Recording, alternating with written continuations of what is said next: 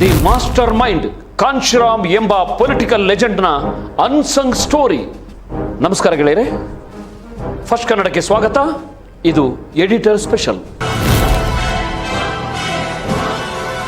Friends, ಭಾರತದ ರಾಜಕೀಯ ಅಂದರೆ ನಮಗೆ ನೆನಪಾಗೋದು ದೊಡ್ಡ ದೊಡ್ಡ ಬಂಗಲೆಗಳು, ಐಷಾರಾಮಿ ಕಾರುಗಳು, ತಲೆಮಾರುಗಳಿಂದ ಬಂದ ಅಧಿಕಾರ ಅಲ್ವಾ?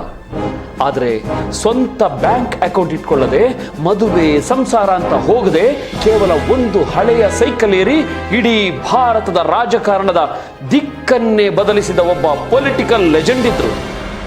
ಎಸ್, ಅವರೇ ಬಹುಜನರ ಪಾಲಿನ ಸಾಹೇಬ್ ಮಾನ್ಯವಾರ್ ಕಾಂಶಿರಾಮ್.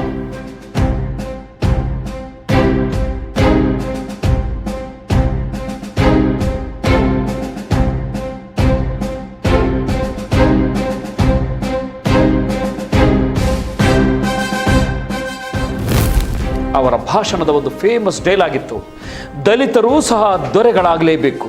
ಅದು ಸರಳ. ನಿಮ್ಮ ಕೈಗಳನ್ನ ಕೆಳಗೆ ಮಾಡಿ ಬೇಡುವ ಬದಲಾಗಿ ಕೈಗಳನ್ನ ಮೇಲೆ ಮಾಡಿ ನೀಡುವ ಕೈಗಳಾಗಿ ಪರಿವರ್ತನೆ ಮಾಡಿಕೊಳ್ಳುವ ಮುಖೇನ ಆಳುವ ನೀಡುವ ವರ್ಗವಾಗಿ ನಿಲ್ಲಬೇಕು. ರಾಜಕಾರಣ ಅಂದ್ರೆ ನಮಗೆ ಬೇಡವೇ ಬೇಡ ಎನ್ನುತ್ತಿದ್ದ 85% ಅಸಮರ್ಥ ಅಸಹಾಯಕ ಸಮುದಾಯದ ಎದೆಯೊಳಗೆ ಅರಸೊತ್ತಿಗೆಯ ಕನಸು ಬಿತ್ತಿದ ಮಹಾನ್ ಚೇತನ ಕಾಂಶಿರಾಮ್.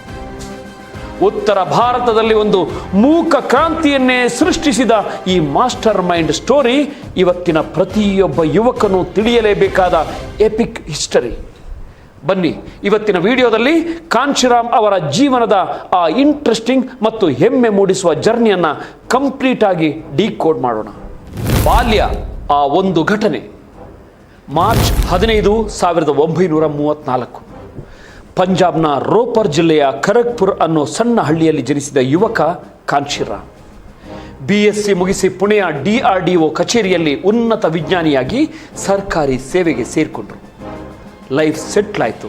ಕೈ ತುಂಬ ಸಂಬಳ, ಒಳ್ಳೆ ರೆಸ್ಪೆಕ್ಟ್ ಅಂತ ಅಂದುಕೊಳ್ಳುವಾಗಲೇ ಅವರ ಲೈಫ್ನಲ್ಲಿ ಆ ಒಂದು ಘಟನೆ ನಡೆಯುತ್ತೆ.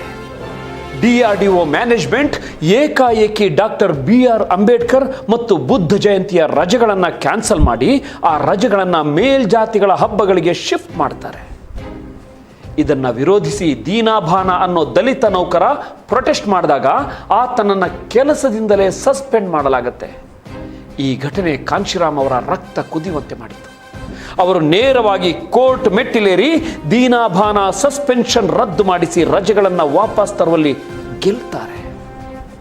ಇದೇ ಟೈಮ್ನಲ್ಲಿ ಅವರ ಫ್ರೆಂಡ್ DK ಖರ್ಪಡೆ ಅವರು ಡಾಕ್ಟರ್ ಅಂಬೇಡ್ಕರ್ ಬರೆದ ಅನ್ಹಿಲೇಷನ್ ಆಫ್ ಕ್ಯಾಸ್ಟ್ ಪುಸ್ತಕವನ್ನ ಓದಲು ಕೊಡ್ತಾರೆ. ಆ ಪುಸ್ತಕ ಓದಿದ ಮೇಲೆ ಕಾಂಶಿರಾಮ್ ಅವರ ತಲೆಯಲ್ಲಿ ಒಂದು ಸ್ಪಾರ್ಕ್ ಹುಟ್ಟಿಕೊಳ್ಳುತ್ತೆ. ನೋಡಿ, ಭಾರತದ ಜಾತಿ ವ್ಯವಸ್ಥೆ ಎಷ್ಟು ಡೇಂಜರಸ್ ಅಂತ ಅವರಿಗೆ ರಿಯಲೈಸ್ ಆಗುತ್ತೆ.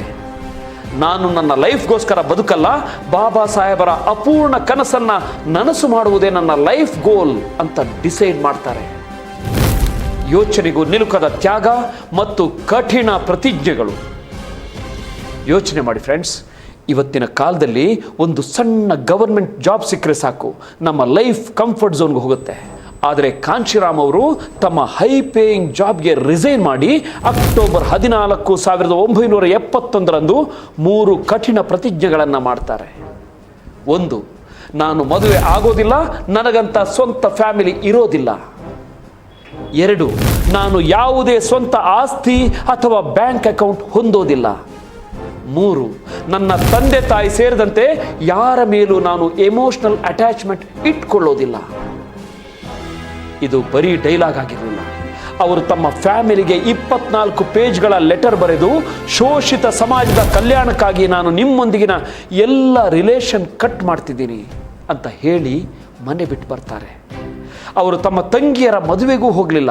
ಅಷ್ಟೇ ಯಾಕೆ, ತಮ್ಮ ಸ್ವಂತ ತಂದೆ ತೀರ್ಕೊಂಡಾಗಲೂ ಅಂತ್ಯಕ್ರಿಯೆಗೂ ಕೂಡ ಅವರು ಹೋಗಲಿಲ್ಲ. ಇಡೀ ಶೋಷಿತ ಸಮಾಜದ ಜವಾಬ್ದಾರಿ ನನ್ನ ಮೇಲಿದೆ ಅಂತ ಅವರು ನಂಬಿದ್ರು.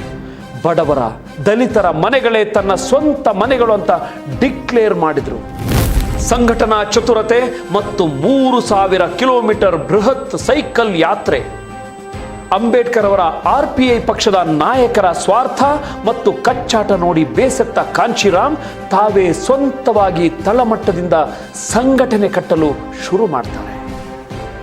ಯಾವ ಸಮುದಾಯದ ರಾಜಕೀಯೇತರ ಬೇರುಗಳು ಸ್ಟ್ರಾಂಗ್ ಇರಲ್ವೋ ಅವರು ಪಾಲಿಟಿಕ್ಸ್ನಲ್ಲಿ ಗೆಲ್ಲೋಕೆ ಸಾಧ್ಯವಿಲ್ಲ ಅನ್ನೋದು ಅವರ ಸ್ಟ್ರಾಂಗ್ ಫಿಲಾಸಫಿ ಆಗಿತ್ತು.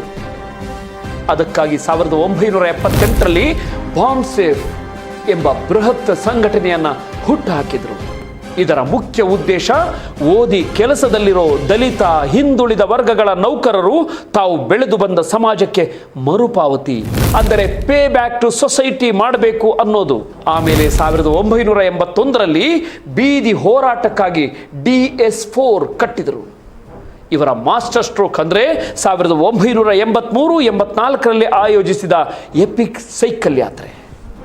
2 ಚಕ್ರಗಳು ಮತ್ತು 2 ಕಾಲುಗಳು, 2 wheels and 2 legs ಅನ್ನೋ ಕಾನ್ಸೆಪ್ಟ್ ಇಟ್ಕೊಂಡು ಕನ್ಯಾಕುಮಾರಿ, ಕಾರ್ಗಿಲ್, ಕೊಹಿಮಾ, ಪುರಿ ಮತ್ತು ಪೋರಬಂದರ್ನಿಂದ ಸರಿಸುಮಾರು 3000 ಕಿಲೋಮೀಟರ್ ಸೈಕಲ್ ಯಾತ್ರೆ ಮಾಡಿದರು.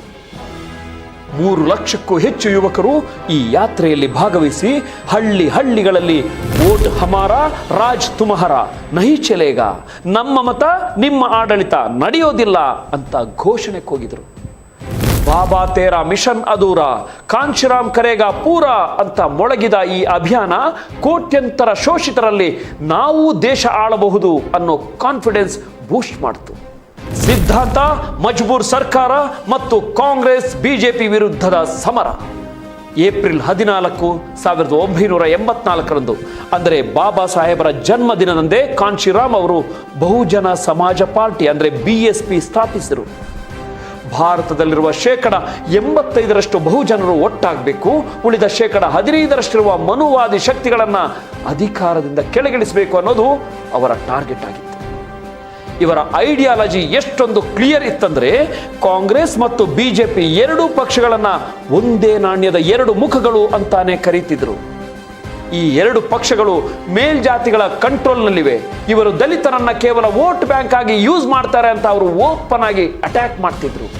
1982ರಲ್ಲಿ ಅವರು ಬರೆದ ದ ಚಮಚಾ ಏಜ್ ಪುಸ್ತಕದಲ್ಲಿ 1932ರ ಪೂನಾ ಒಪ್ಪಂದದಿಂದ ದಲಿತರಿಗೆ ಎಂಥ ದ್ರೋಹ ಆಯಿತು ಮತ್ತು ಮೇಲ್ಜಾತಿ ಪಕ್ಷಗಳಲ್ಲಿರೋ ದಲಿತ ನಾಯಕರು ಹೇಗೆ ತಮ್ಮದೇ ಸಮುದಾಯಕ್ಕೆ ದ್ರೋಹ ಮಾಡ್ತಿರೋ ಚಮಚಗಳಾಗಿದ್ದಾರೆ ಅಂತ ಫ್ಯಾಕ್ಟ್ ಸಮೇತ ಎಕ್ಸ್ಪೋಸ್ ಮಾಡಿದರು. ಕಾಂಚೀರಾಮ್ ಅವರ ಮತ್ತೊಂದು ಡೆಡ್ಲಿ ಪಾಲಿಟಿಕಲ್ ಸ್ಟ್ರಾಟಜಿ ಅಂದರೆ ಮಜ್ಬೂರ್ ಸರ್ಕಾರ, ಹೆಲ್ಪ್ಲೆಸ್ ಗವರ್ಮೆಂಟ್ ಕಾನ್ಸೆಪ್ಟ್. ಎಲ್ಲರೂ ಸ್ಟ್ರಾಂಗ್ ಸರ್ಕಾರ ಬೇಕು ಅಂದರೆ ಇವರು ಮಾತ್ರ ನಮಗೆ ಮಜಬೂತ್ ಅಂದರೆ ಸ್ಟ್ರಾಂಗ್ ಸರ್ಕಾರ ಬೇಡ, ಮಜ್ಬೂರ್ ಅಂದರೆ ದುರ್ಬಲ ಸರ್ಕಾರ ಬೇಕು. ಆಗಲೇ ಅವರು ನಮ್ಮ BSP ಬೆಂಬಲಕ್ಕಾಗಿ ನಮ್ಮ ಹತ್ರ ಬರ್ತಾರೆ. ಆಗ ನಾವು ನಮ್ಮ ಜನರಿಗೆ ಬೇಕಾದ ಹಕ್ಕುಗಳನ್ನು ಅವರಿಂದ ಡಿಮ್ಯಾಂಡ್ ಮಾಡಿ ಪಡೀಬಹುದು ಅಂತ ಬ್ರಿಲಿಯಂಟ್ ಆಗಿ ಪ್ಲಾನ್ ಮಾಡಿದರು. UPಯ ಬ್ರಾಹ್ಮಣ ಪ್ರಾಬಲ್ಯವನ್ನು ಮುರಿದು ಅದನ್ನು ಬಹುಜನ ಪ್ರದೇಶವನ್ನಾಗಿ ಬದಲಾಯಿಸಿದ ಗೇಮ್ ಚೇಂಜರ್ ಇವರೇ ಕಾಂಚೀರಾಮ್. ಮೈತ್ರಿ, ಕರಾಳ ಗೆಸ್ಟ್ ಹೌಸ್ ಘಟನೆ ಮತ್ತು ದಿ ಅಲ್ಟಿಮೇಟ್ ಮಾಸ್ಟರ್ ಸ್ಟ್ರೋಕ್. ರಾಜಕೀಯದಲ್ಲಿ ಕಾಂಚೀರಾಮ್ ಅವರಿಗೆ ಯಾರು ಪರ್ಮನೆಂಟ್ ಶತ್ರುನೂ ಅಲ್ಲ, ಮಿತ್ರನೂ ಅಲ್ಲ. ಬಹುಜನರ ಉದ್ಧಾರ ಒಂದೇ ಅವರ ಫೋಕಸ್. ಹಿಂದುತ್ವದ ಅಲೆಯನ್ನ ತಡೆಯಲು 1993ರಲ್ಲಿ ಮುಲಾಯಂ ಸಿಂಗ್ ಯಾದವ್ ಅವರ ಜೊತೆ ಸಮಾಜವಾದಿ ಪಾರ್ಟಿ ಅಂದರೆ SP ಜೊತೆ ಐತಿಹಾಸಿಕ ಮೈತ್ರಿ ಮಾಡಿಕೊಂಡು UPಯಲ್ಲಿ ಅಧಿಕಾರ ಹಿಡಿದರು. ಆದರೆ ತಳಮಟ್ಟದಲ್ಲಿ ದಲಿತರು ಮತ್ತು ಯಾದವರ ನಡುವೆ ಸಂಘರ್ಷಗಳು ಶುರುವಾದಾಗ SP ನಾಯಕರ ದೌರ್ಜನ್ಯ ನೋಡಿ 1995ರಲ್ಲಿ ಸಪೋರ್ಟ್ ವಾಪಸ್ ಪಡೆದರು. ಆಗ ನಡೆದಿದ್ದೇ ಭಾರತೀಯ ರಾಜಕಾರಣದ ಕರಾಳ ಅಧ್ಯಾಯ. ಜೂನ್ 2, 1995ರಂದು ಲಕ್ನೋದ ಸ್ಟೇಟ್ ಗೆಸ್ಟ್ ಹೌಸ್ನಲ್ಲಿ ಮಾಯಾವತಿ ಅವರ ಮೇಲೆ SP ನಾಯಕರು ಮತ್ತು ಗೂಂಡಾಗಳು ಭೀಕರ ದಾಳಿ ಮಾಡಿದರು. ಜೀವ ಭಯದಲ್ಲಿ ಮಾಯಾವತಿ ಅವರು ಕೋಣೆಯೊಳಗೆ ಲಾಕ್ ಆಗಬೇಕಾಯಿತು. ಆದರೆ ಆ ಟೈಮ್ನಲ್ಲಿ BJPಯ ಬ್ರಹ್ಮದ ದ್ವೇದಿ ಮತ್ತು ಕೆಲ ಪೊಲೀಸ್ ಆಫೀಸರ್ಸ್ ಅವರ ಪ್ರಾಣ ಉಳಿಸಿದ್ರು. ಈ ಇನ್ಸಿಡೆಂಟ್ ಆದಮೇಲೆ ಯಾರು BSPಯನ್ನು ಒಡೆಯಬೇಕು ಅಂತ ಅಂದ್ಕೊಂಡಿದ್ರೋ ಅದೇ BJP ಸಪೋರ್ಟ್ನಿಂದ ಮಾಯಾವತಿಯವರನ್ನ ಉತ್ತರ ಪ್ರದೇಶದ ಮೊದಲ ದಲಿತ ಮಹಿಳಾ ಮುಖ್ಯಮಂತ್ರಿಯನ್ನಾಗಿ ಮಾಡಿ ತೋರಿಸಿದ್ರು ಈ ಕಾಂಚೀರಾಮ್. ಇದು ಅವರ ಪವರ್ ಪಾಲಿಟಿಕ್ಸ್ನ ಅಲ್ಟಿಮೇಟ್ ಮಾಸ್ಟರ್ ಸ್ಟ್ರೋಕ್ ಆಗಿತ್ತು. ತುಂಬ ಜನ ಪತ್ರಕರ್ತರು ನೀವು BJPಗೆ ಮಾರಿಕೊಂಡ್ರಾ ಎಂದು ಕೇಳಿದ್ದಕ್ಕೆ ಇದು ಮಾರಾಟವಾಗದ ಕುದುರೆ, ಅಂತ ಎದಿರೇಟು ಕೊಟ್ಟಿದ್ದಲ್ಲದೆ, ನೋಡಿ ನಾನು ಮುಂದೆ ಸಾಗಬೇಕು, ಅದಕ್ಕೆ ಕುದುರೆ ಬೇಕು, ಆದರೆ ಏನ್ ಮಾಡಲಿ, ಈಗ ನನ್ನ ಕೈಗೆ ಸಿಕ್ಕಿರೋದು ಕತ್ತೆ, ಹಾಗಂತ ನಿಂತಲ್ಲೇ ನಿಲ್ಲದೆ ಕತ್ತೆಯನ್ನಾದರೂ ಏರಿ ಹೋಗಬೇಕಿದೆ ಎಂದು ಬಿಟ್ರು. ಸ್ವತಃ ವಾಜಪೇಯಿಯವರೇ ರಾಷ್ಟ್ರಪತಿ ಹುದ್ದೆಯ ಆಫರ್ ಕೊಟ್ಟರು ಕೂಡ ಪವರ್ ಇಲ್ಲದ ಪಾಲಿಟಿಕ್ಸ್ ನನಗೆ ಬೇಡ ಅಂತ ನಿರಾಕರಿಸಿದ ಸ್ಪಷ್ಟ ಧೀರ ಈ ಕಾಂಶಿರಾಮ್. ಬಹುಜನ ಸೂರ್ಯನ ಅಸ್ತಮಾನ ಮತ್ತು ಚಿರಂತನ ಪರಂಪರೆ. ತಮ್ಮ ಇಡೀ ಜೀವನವನ್ನ ಶೋಷಿತ ಸಮಾಜವನ್ನು ಗುಲಾಮಗಿರಿಯಿಂದ ಆಚೆ ತರೋದಕ್ಕೆ ಮುಡಿಪಾಗಿಟ್ಟ ಈ ಮಹಾನ್ ನಾಯಕ ಅಕ್ಟೋಬರ್ 9, 2006 ನಮ್ಮನ್ನಗಲಿದರು. ಡಾಕ್ಟರ್ ಅಂಬೇಡ್ಕರ್ ಅವರಂತೆ ಬೌದ್ಧ ಧರ್ಮಕ್ಕೆ ಮತಾಂತರಗೊಳ್ಳುವ ಆಸೆ ಅವರಿಗಿತ್ತು. ಆದರೆ ಅದಕ್ಕೂ ಮುನ್ನವೇ ಅವರು ನಿಧನರಾದರು.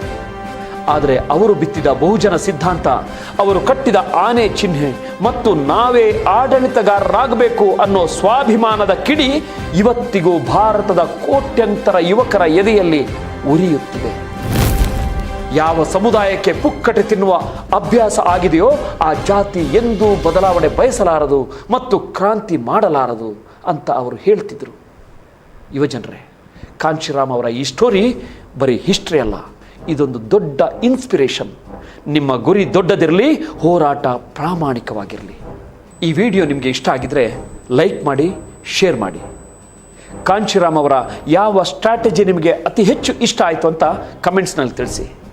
ನೋಡ್ತಾ ಇರಿ ಫಸ್ಟ್ ಕನ್ನಡ, ಆಗೋದಲ್ಲ ಒಳ್ಳೆಯದಕ್ಕೆ. ನಮಸ್ಕಾರ. ಜೈ ಭೀಮ್, ಜೈ ಭಾರತ್. ಮಾನ್ಯವಾರ್ Kanshiram ji, happy birthday to you.